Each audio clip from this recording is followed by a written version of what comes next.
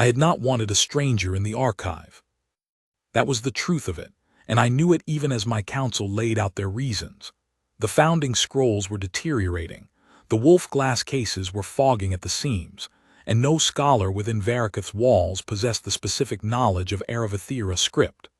I had listened to Lord Fenrath's case for 11 minutes, watched his hands spread over the parchment maps, and felt, as I so often felt in that chamber, the low grind of a man asking me to trust something I could not yet see.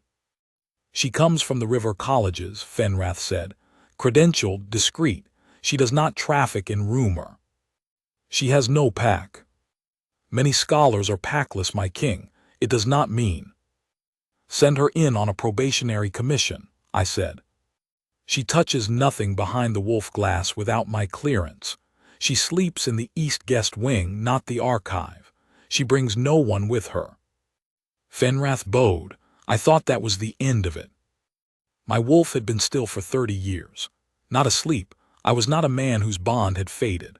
But the creature inside my chest, the ancient thing that had run with my grandfather's wolf and known 3 decades of my rule, had grown quiet in the way of old things. It watched. It rarely reacted. When I was young, it had surged at every slight and every joy. Now it sat like a stone at the bottom of deep water, calm, patient, present, and mostly silent. The morning she arrived, it lifted its head. I was at the eastern parapet, looking down at the delta.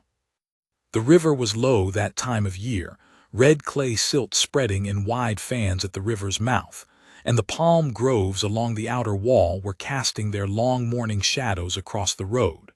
I heard the gate open below me. I did not look. I had business enough on the parapet, 3 dispatches from the northern holds waiting on the balustrade beside me. But my wolf lifted its head. It did not surge. It did not howl or pull. It simply noticed. The way an old hound's ears turn toward a sound before its eyes do, before the mind has named what it heard.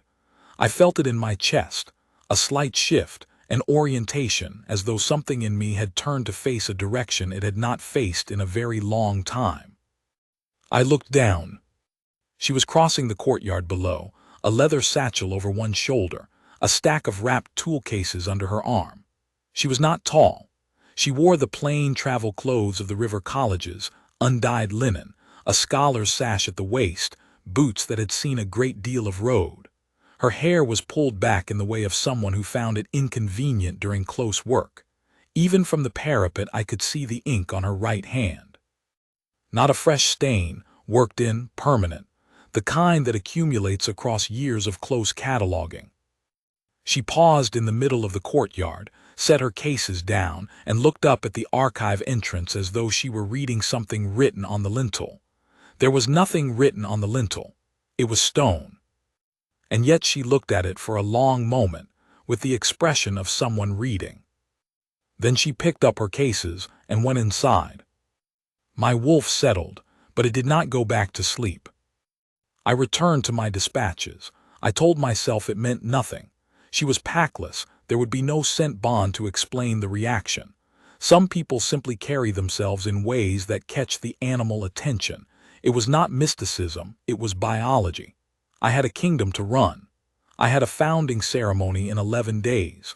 I had council sessions and border negotiations and a drought assessment for the southern tillage. I did not think about her again until that evening, when old Merritt came to tell me that the 3 archive wolves had left their post. The archive wolves were not mine, precisely.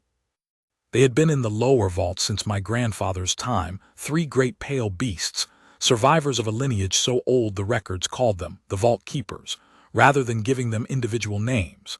They were blind in one eye each, all 3, and they had long since passed the age when they ran or hunted. They lay on the stone of the lower vault and they kept the founding scrolls. They had bitten every new archivist for the past 2 decades. It was simply what they did. It was, Merritt had always insisted, a kind of testing. They had not bitten her. They had followed her to the guest wing. All 3 of them were lying outside her door when Merritt found them, and when he tried to herd them back to the vault, they refused to move. He sent me a message. He phrased it with the careful neutrality of a man who had served 3 kings and had learned not to interpret things he could not explain. The vault keepers have taken a position outside the east guest room. The new cataloger appears unaware. The keepers are settled, not agitated. I have not interfered. Your instruction is requested. I went myself, because some things require a king's eyes. She had not noticed them when she retired, or if she had not sent for anyone. The corridor was quiet. The 3 pale wolves lay in a loose arc outside her door, their great heads on their paws, their mismatched eyes half open. They did not growl when I approached. They did not rise. The eldest, a beast the size of a calf, with a white scar across his muzzle from some ancient dispute, turned one eye to look at me, held my gaze for a moment with the deep patience of something very old, and then turned back toward the door. I stood there in the corridor for longer than was dignified. Then I went back to my chambers and stared at the ceiling and thought about the way my wolf had lifted its head that morning. I did not sleep well. The commission was meant to last 3 weeks. She had brought a cataloging system she had developed at the river colleges, a cross-indexing method that could track script variation across centuries and flag interpolated passages. She explained it to me in our first formal meeting with the same focus she had turned on the archive lintel, methodical, unhurried, missing nothing. I asked my questions. She answered without elaboration but also without impatience. "The Aravathira scrolls," she said. "How many are there?" 43 confirmed. Possibly more behind the wolf glass cases. The glass has fogged and the internal records are inconsistent. The fogging is sealant decay. It is fixable. I have worked with wolf glass before. She made a note in her own hand. I watched the ink-stained fingers move quickly across the page. The Aravath line. Is there a genealogical archive or only the founding documents? Why would a cataloger need the genealogical archive? She looked up at me then, directly, with the clear eyes of someone who had been asked that question before and had a clean answer ready. Because Aravathira script changes between generations. The letter forms of the founding period and the letter forms of the dissolution period differ by nearly 40 years of drift. If I do not know which generation a document comes from, I cannot accurately date it, and an inaccurate date corrupts the index. I looked at her, she looked at me. The vault keepers, who had followed her from the corridor to the meeting hall and were now arranged in a loose triangle around her chair, looked at nothing in particular with their ancient mismatched eyes. "I will arrange access," I said. I told myself I was being practical. The first week she was in the archive, she found 11 documents that had been mislabeled. Not through carelessness, through a systematic misreading of a particular Aravath ligature that every archivist before her had confused with its cousin. The distinction was significant. It changed the date on the documents by 60 years, which in turn changed which reign they belonged to, which in turn required a reclassification of a substantial portion of the lower vault's organizational system. She told me this in a second meeting, with the same directness, and without any apparent awareness that she had just corrected 3 centuries of received scholarship. "The ligature," she said, and showed me 2 lines of script side by side. "Every cataloger before me has read this as the mark of the late Aravath period, but look at the crossbar. The angle is wrong for the late period. This is the mark of the founding generation." I looked at the 2 lines. I could not read Aravath script. I was a king, not a scholar, and the founding tongue had been a liturgical curiosity in my household, preserved in ceremony but not in daily use. But I could see what she was pointing at. The 2 marks were nearly identical. The difference was a hairsbreadth of angle on a single crossbar. "You can read that difference," I said. Not a question, a fact I was trying to absorb. "I have been reading it since I was 14. She set the comparison sheet down. "It is not unusual. Aravath script is my specialty. It is the reason your council commissioned me." I nodded. I returned to my business. And that night, after the evening meal and the last of the day's dispatches, I went down to the archive corridor alone and stood outside the vault door, which was closed, and listened. She was inside, working late. I could hear the soft sound of pages turning. Occasionally she spoke aloud, very quietly, to herself, reading a line and then pausing, reading it again. The vault keepers were presumably inside with her. Merritt had long since stopped trying to return them to their official post. I did not knock. I had no reason to knock. I was not a man who haunted corridors for reasons he could not name. I went back to my chambers and tried to name the reason, and could not, and went asleep restless. My wolf, for the first time in years, dreamed. The founding moon ceremony was in 11 days. It was the most significant ceremony in Varakith's year. The night the kingdom gathered in the Great Hall to honor the founding compact, to read the old words aloud, and to bring the founding seal to light. The seal was the oldest artifact in Varakith, a circular disc of moon iron set into the archive wall at chest height, carved with the founding lineages of the kingdom. It had not glowed since my grandfather's time. The old record said it glowed when touched by someone of the founding blood. My grandfather had been the last documented instance. The seal had been dark for 30 years, which was, according to the archivists who had studied it, simply the nature of artifacts of its age. The blood of the founding line had thinned, or the moon iron had lost its charge, or the old stories were only stories. I had never touched it and had it light for me.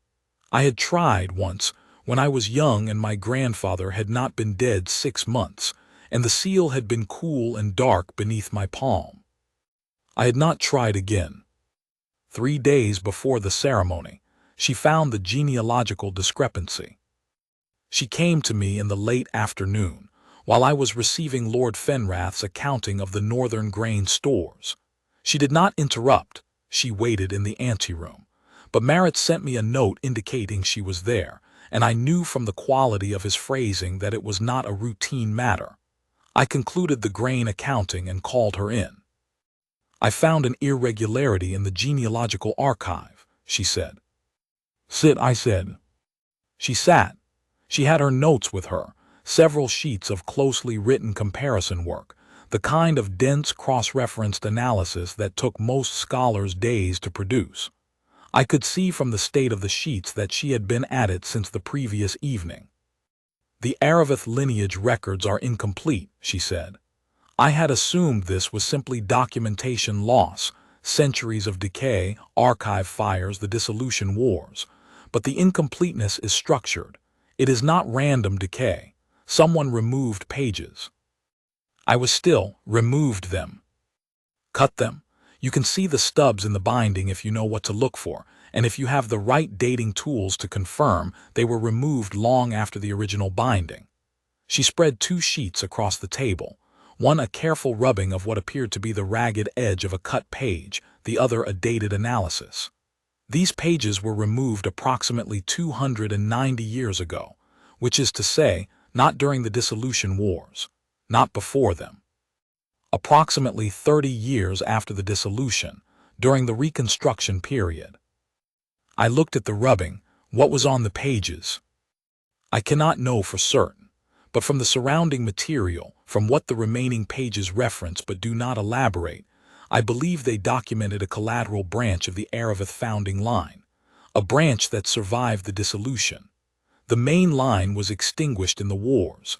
That is well documented, but the surrounding material implies a secondary line, a daughter branch, that the Reconstruction-era archive deliberately struck from the record. I was very still.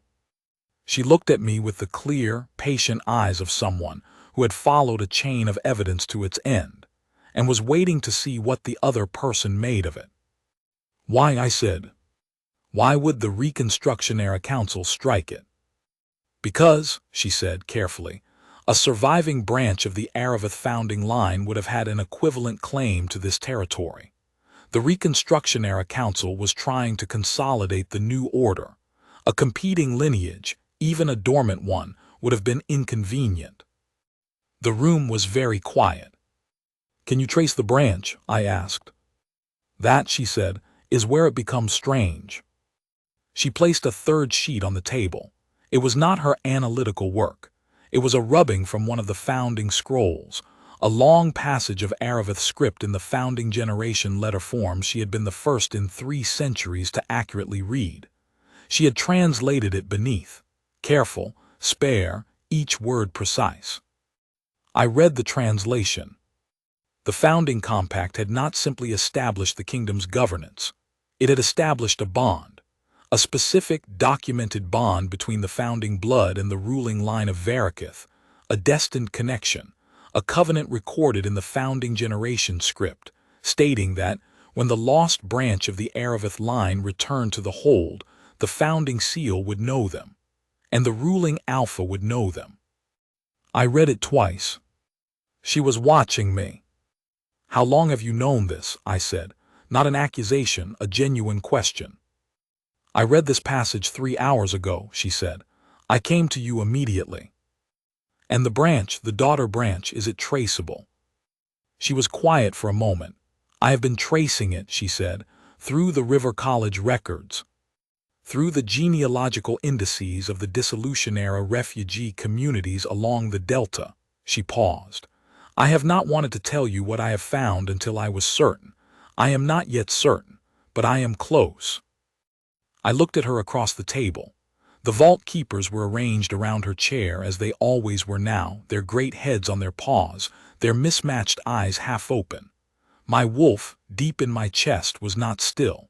It had not been still since the first morning. It was oriented, focused, the way it had been when I was young and the world had still been full of things that mattered urgently. Tell me when you are certain, I said. She nodded. She gathered her sheets and rose and left.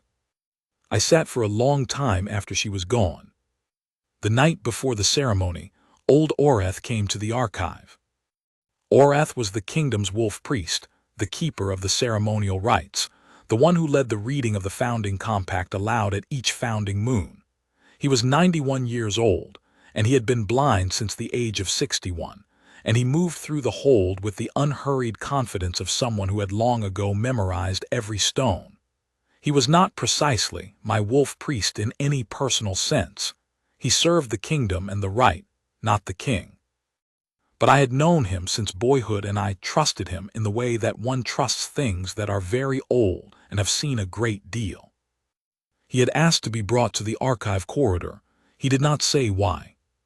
Marit brought him, as Marit brought everything and everyone, with the quiet efficiency of a man who had learned not to ask unnecessary questions. She was at the archive door when they arrived. She had been working late again, and had come out to the corridor for water, and was standing there with her cup when Marit led Orath in from the far end. Orath stopped walking.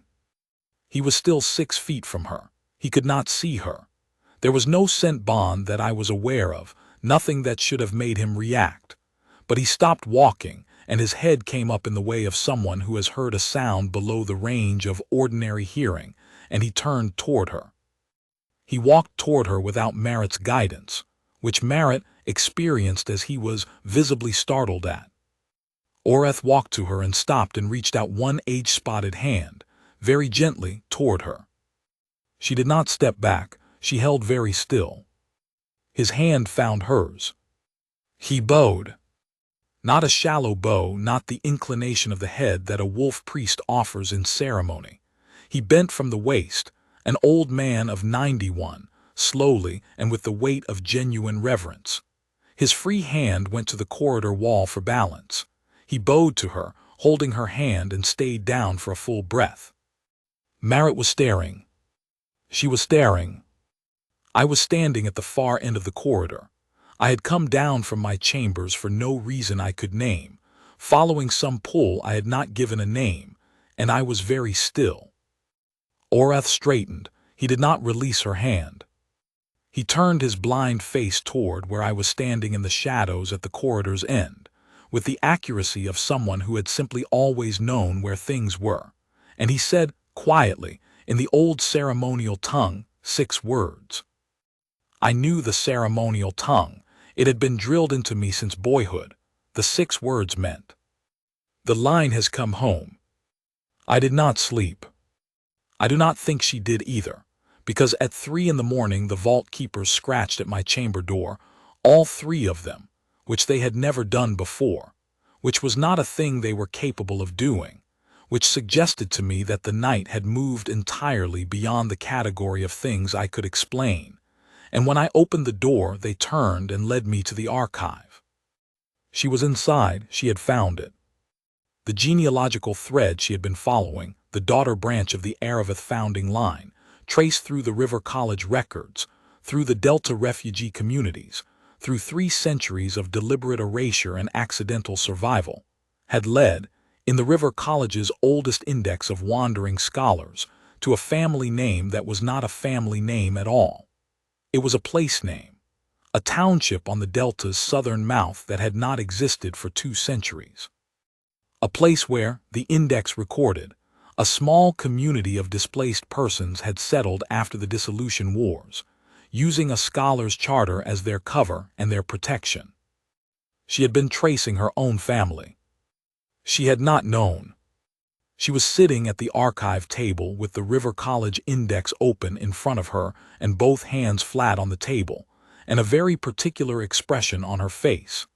The expression of someone who has followed a chain of evidence to its end, and found themselves standing at the conclusion in a way they had not expected to find themselves. The vault keepers arranged themselves around her chair. She looked up when I came in. Her eyes were clear, she was not crying, she was absorbing. "It's me," she said, very quietly, not a question. "What does the index say?" "It says the community dissolved approximately a century and a half ago. The descendants scattered. Most went further south along the river. Some went to the colleges." She looked at the page. "My grandmother was from a river township. She never said which one. She was a scholar. She taught me the Aravith script when I was a child. She said it was our family's language." A pause. I thought she meant it poetically. I pulled out the chair across from her and sat. The vault keepers did not look at me. They looked at her. "The founding compact," I said. "The bond it describes, between the founding blood and the ruling line." I read it again tonight. She looked at me across the table. 3 hours ago, when I started to understand what I was finding. And I think you already know what it says, in full." I did know. I had read her translation again, alone in my chambers after she left the afternoon meeting. The founding compact was not only about governance. It was not only about lineage. It described, in the founding generation script that only she had been able to read accurately in 3 centuries, a destined bond between the last surviving blood of the Aravith line and the ruling Alpha of Varaketh, a bond that would activate when the line returned, that would be confirmed by the founding seal, that the seal's light would make undeniable. "The ceremony is tomorrow," I said. "I know. You will be there." It was not a command. I said it the way one states a fact that has already decided itself. She looked at me across the archive table in the lamplight, with the vault keepers settled around her and the founding scrolls on the shelves around us, and she said, "Yes." "And if the seal?" "Then we will know," she said. We looked at each other for a long moment. My wolf was not dreaming. It was wide awake, and it was completely still, and the stillness was not the stillness of 30 years of quiet. It was the stillness of something holding its breath. "I did not come here knowing," she said. "I want you to know that. I came because your council offered a commission and I needed the work, and I am a cataloger. That is all I was when I arrived." "I know," I said. "What I found, I followed where the evidence led. I did not manufacture it." "I know that too." She looked at her hands, the ink-stained right hand, the clean left. "I don't know what I am," she said, not with distress, with the same scholarly precision she brought to everything. "I know what the documents say. I know what Oreth did in the corridor. I have never had a wolf that anyone could see. I don't know what that means for a bond of this kind. The founding compact speaks of a bond, but I do not know what I carry." I looked at her for a long moment. "Neither do I said. "We will find out tomorrow." I stood and left the archive. I did not look back. I was a king, and I had a ceremony in the morning, and I was not a man who let himself stand in a lamplit archive at 3 in the morning looking at a woman whose hands shook very slightly as she read 300-year-old proof of who she was. But I walked back to my chambers slowly, and my wolf walked with me, awake and oriented for the first time in 30 years, and its silence was not emptiness.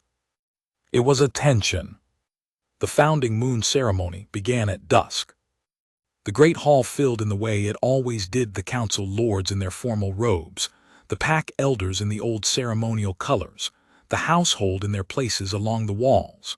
Lord Fenrath was there, and Lord Cassett beside him, and the 3 council members who had argued most sharply against the commission, Irad, Dowereth, and old Velen, who had called the packless scholar a security risk and had been overruled by my authority alone. She was there. She stood to the side of the main assembly near the archive entrance. She had not dressed ceremonially. She was in her scholar's clothes, the undyed linen and the sash, the ink-stained hand. She had not been told to dress otherwise. She had not been given a formal place. She was, as far as the assembled hall was concerned, the cataloging commission, a functionary present as a professional courtesy. I saw her when I entered.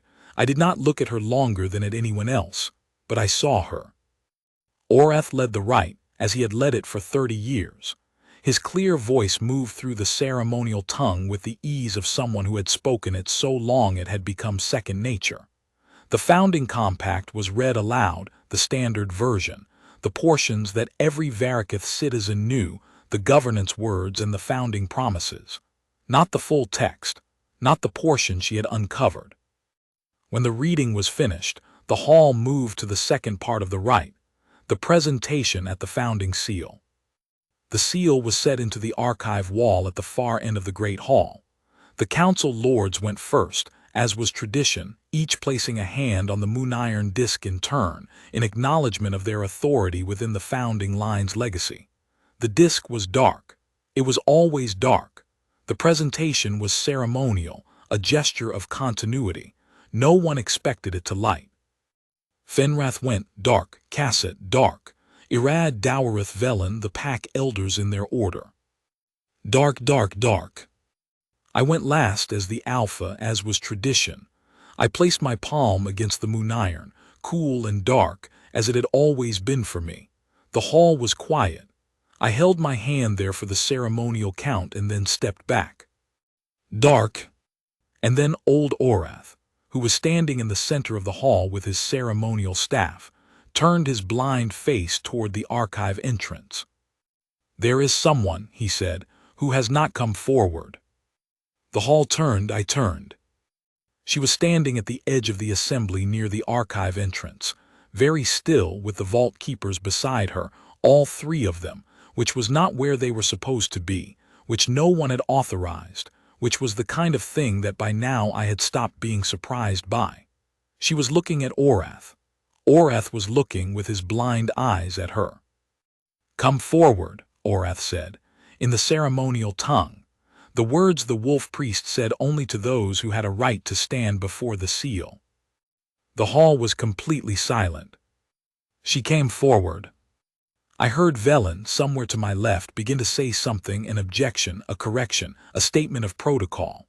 I did not look at him. I was watching her walk across the great hall in her scholar's clothes, with the vault keepers moving with her in their slow, ancient way, and I was aware of my wolf in my chest, wide awake, oriented, perfectly still. She stopped before the founding seal. She looked at it for a moment the way she had looked at the archive lintel on the first morning, as though she were reading something written there that others could not see.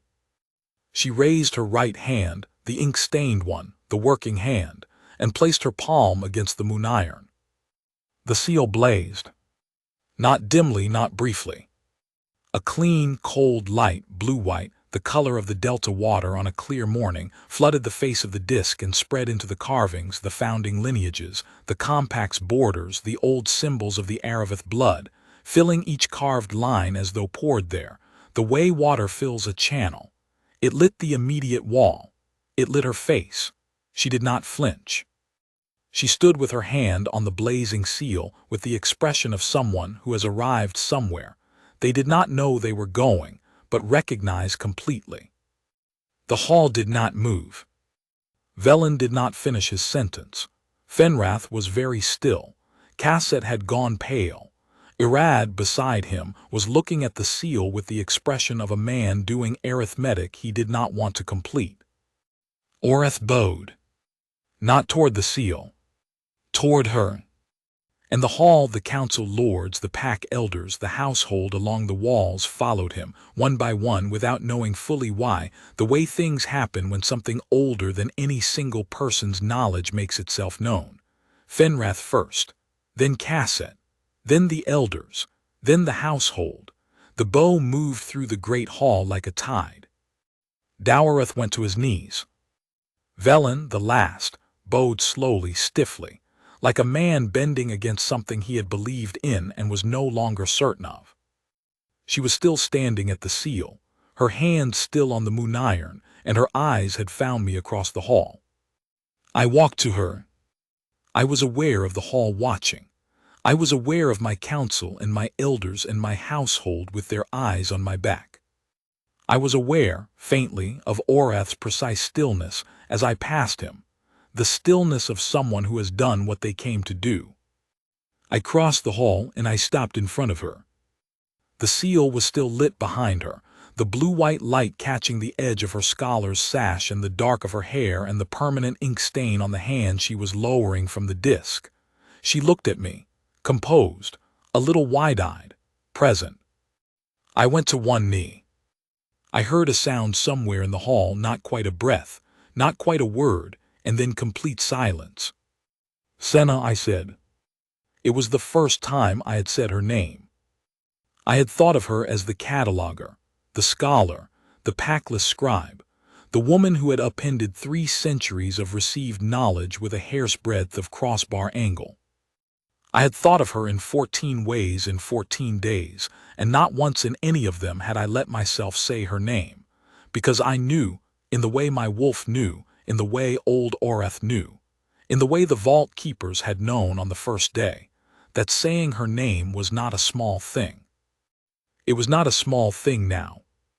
I said it, and my wolf breathed out for the first time in 30 years. My king, she said very quietly. Not that, I looked up at her from my knee, not that tonight I am Davin. A pause. She looked at me with the clear scholar's eyes and something else, something that had been there, I realized, since the first morning, since she had looked at the archive lintel, and read something no one else could see. Davin, she said. I extended my hand. She looked at it. She looked at me. And then she placed her hand in mine, the ink-stained right hand, the working hand that had touched the seal and made it blaze, and the bond ignited between our palms. Not like lightning, not like a shout. Like the first light before dawn, gradual, then total, then so obvious it seemed impossible it had been dark a moment before. A warmth moved through my hand and up my arm and settled in my chest, and my wolf made a sound I had not heard it make in 30 years. Not a howl, not a surge. A sound of recognition, low, certain, complete. She made a small sound, not quite a word, and her fingers tightened on mine. I rose. We stood, her hand in mine, and the founding seal blazed behind us, and the great hall of Varaketh was very still. I turned, holding her hand, to face my council. Fenrath was still bowed. Kasset, the elders, Velen, last and reluctant and bowed, met my eyes when I looked at him and looked away. The founding compact, I said, in a voice that carried to the hall's end, has been witnessed. The seal has spoken. The Aravith line has returned to Varaketh. I looked at the hall. There is nothing in this that was not written in the founding documents that have sat in our archive for 300 years, misread and incomplete, waiting for someone with the knowledge to read them correctly. Fenrath raised his head. His face was not ashamed, but altered, the expression of a man recalculating. "Her commission," he said carefully. "We sent for a cataloger." "You did," I said. "You were more right than you knew." Senna beside me made a small sound that might have been the beginning of a laugh quickly contained. I did not look at her. I was looking at the hall, but I felt her hand in mine, and I felt the bond between us, warm and certain and already deep, the way things are that have been waiting a long time. "Varakith has a Luna," old Orath said from the center of the hall in his carrying ceremonial voice. "The seal has confirmed it. The founding blood has returned." He paused. "This is not a surprise. This was always the covenant." Dowareth, still on his knees, looked at the floor. We sat together late that night in the archive. The ceremony had concluded. The hall had been released. The council had dispersed Fenrath with his new arithmetic, Velen with his stiff dignity, Dowareth and Arad with the expressions of men who had said security risk and packless stray, and now had to carry those words inside themselves, which was its own accounting. The vault keepers were asleep on the archive floor, which was where they had apparently decided they lived now. She had a scroll open on the table, not analysis, not cataloging. The founding compact, the full text, the portion she had uncovered. She was reading it in the original Aravith script, her right hand moving very lightly along the lines, the way a reader moves their finger when they are not tracking words but feeling them. "You had no wolf anyone could see," I said. "I thought I simply did not have one." A pause. "Many packless people do not." "And now?" She was quiet for a moment. Then, "Now I think she was always there, quiet, waiting," a small pause, "the way yours was." I looked at her across the archive table, the lamp between us, the founding scrolls on the shelves, the vault keepers breathing slow on the floor, their mismatched eyes closed. My wolf in my chest, awake, full of something it had not held in a very long time. Not urgency, not longing, but simple and complete satisfaction, the feeling of a thing that has been waiting being finished with the waiting. "The bond," she said, "in the compact, it says it is a permanent covenant." "It does." She stopped. She looked at the scroll, she looked at me. "I want to be clear that I understand what I am walking into. That this is not simply the evidence carrying me. That I have considered it and I am choosing it." I looked at her for a long moment. Choosing it. The packless scholar who had come to catalog a deteriorating archive and had pulled 3 centuries of buried truth into the light. The woman with the ink-stained hand and the clear eyes and the scholar's sash. The last Aravith blood, who had been carrying her lineage since childhood in a language her grandmother had taught her as their family's own. "I know," I said. "I would not want it any other way." She looked at me. Then she looked at the compact. "It also says," she said very carefully, "that the bond carries both ways, that what the founding line brings to Varakith, the ruling Alpha is bound to honor and protect." "I have read it." "You accept that?" "Senna." I said her name again, because it was not a small thing and I intended to make it easy from now on. "You are the first person in 3 centuries who could read what that compact actually says. I intend to honor every word of it." She looked at me for a long, steady moment.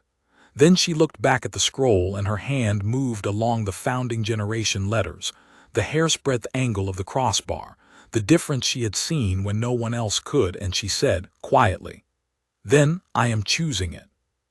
The vault keepers slept. The lamp burned between us. The founding seal in the great hall above was dark again now, its work for this night complete. My wolf settled into the warmth of the bond like a thing coming home. After a journey so long it had forgotten what home felt like, and was not now in any danger of forgetting again. There is a thing that happens to truth when it has been buried long enough. It does not weaken. It waits. It accumulates pressure in the way of water behind stone, not with urgency, not with impatience but with the absolute certainty of something that knows what it is and knows, simply, that the stone will eventually give. The council reclassified the genealogical archive within the week. Velen did not protest. Fenrath drafted the amendment himself, with the careful efficiency of a man converting prior error into present order. The founding compact was transcribed in full, her translation, verified, appended to the official record, and the mislabeled documents were reclassified with the corrected dates. 3 centuries of received scholarship, revised by a hairsbreadth of crossbar angle, and the patience of a woman who had been reading the founding tongue since she was 14 years old. She moved from the East Guest Wing to the Alpha's quarters, which she did not make a great event of.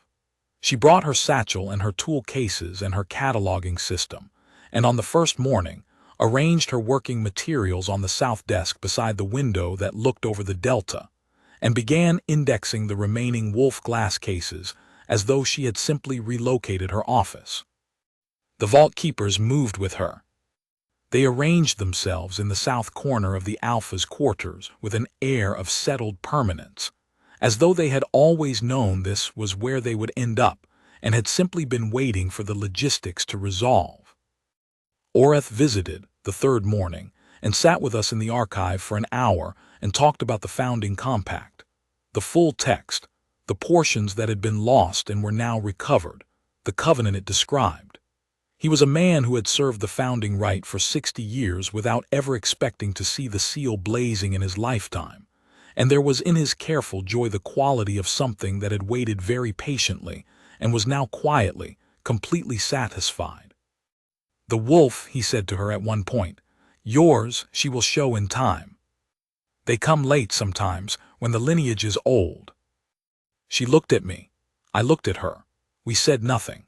But that evening, in the quiet of the Alpha's quarters, with the delta light coming through the south window and the vault keepers asleep in their corner, she told me that when the seal had lit, in the moment her hand touched the moon iron, she had felt something. Something old. Something that had recognized the touch of the iron and had moved toward it the way a sleeper moves toward a warm light without fully waking. "She is there," she said. "I do not know what she looks like yet, but she is there." "She has time," I said. She smiled. It was not the scholar's smile, the careful, precise expression she wore when evidence was confirming a hypothesis. It was simpler than that. Warmer. I thought of the first morning. The way my wolf had lifted its head before I had looked down. The way it had lifted its head and oriented, in the way of something that had been waiting for exactly that direction, exactly that pull, and had simply been waiting patiently all the years until it arrived. I was a king who had ruled 30 years without a mate and had not suffered for it. I had been complete, or so I had thought, in the way that a man running a kingdom fills his days fully and does not notice the absence of a particular warmth until the warmth arrives, and the absence becomes, retrospectively, very clear. 3 centuries of buried truth, and 30 years of a quiet wolf, and 11 days of a scholar, with ink-stained hands reading a hairsbreadth of crossbar angle into the light. It is not a thing I would have designed. I am a deliberate man, a careful king, a ruler who moves after consideration and distrusts dramatic unravelings. And yet here was the great hall lit by a moon-iron disk. Here was the council bowing. Here was old Oreth with his blind eyes turned precisely toward the truth. Here was her hand in mine. I had wanted to understand it, at first, in the way that I wanted to understand everything that entered my kingdom, to take it apart and see its mechanisms and file it into its proper category. And I had discovered, in the 11 days between her first morning and the founding moon, that some things do not categorize. Some things simply are what the founding compact says they are. A covenant older than any current authority, patient enough to wait 300 years, precise enough to surface not through war or treaty or negotiation, but through a cataloger's commission and a hairsbreadth of crossbar angle, and an old woman in a river township who had taught her granddaughter that the Aravith script was their family's language. She was reading beside the south window when I came in from the evening council session, the week after the ceremony. She did not look up immediately. She was in the middle of a line and she finished it, and then she looked up. "Anything interesting?" she said. She meant the council. She had already, in the easy way of someone who has absorbed a great many systems quickly, begun to follow the kingdom's administrative workings with the same focused attention she brought to the archive. "Fenrath has drafted an amendment to the genealogical access protocols," I said, "to ensure that no document is restricted on the grounds of political inconvenience." "Good," she said. "He proposed it himself." She considered this. "That is better than good." I sat across from her. The vault keepers lifted their heads briefly and then settled again. The delta light was going gold at the edges of the south window. "The commission," I said. "It was meant to last 3 weeks." "I know. It has been 18 days. "I know that too." "You are welcome," I said, "to consider the commission ongoing, indefinitely. The archive has 200 years of reclassification work remaining, by your own estimate." She looked at me with the clear eyes that had read the truth off a mislabeled page. "Indefinitely," she said. "The compact does use that word," I said, "or its Aravith equivalent, which you translated as, for all the years the delta runs. I believe that was your phrasing." She looked at me for a moment. Then she looked at the scroll she was reading, and she looked back at me and she said, "That is a very long commission." "It is," I said. "I accept it," she said. Outside the south window, the delta ran in its wide, red clay channels toward the sea, the way it had run for 300 years and would run long after either of us had finished our work. The vault keepers settled. The lamp between us was warm, and somewhere in my chest my wolf, awake, complete, no longer dreaming but simply present, simply home, was still.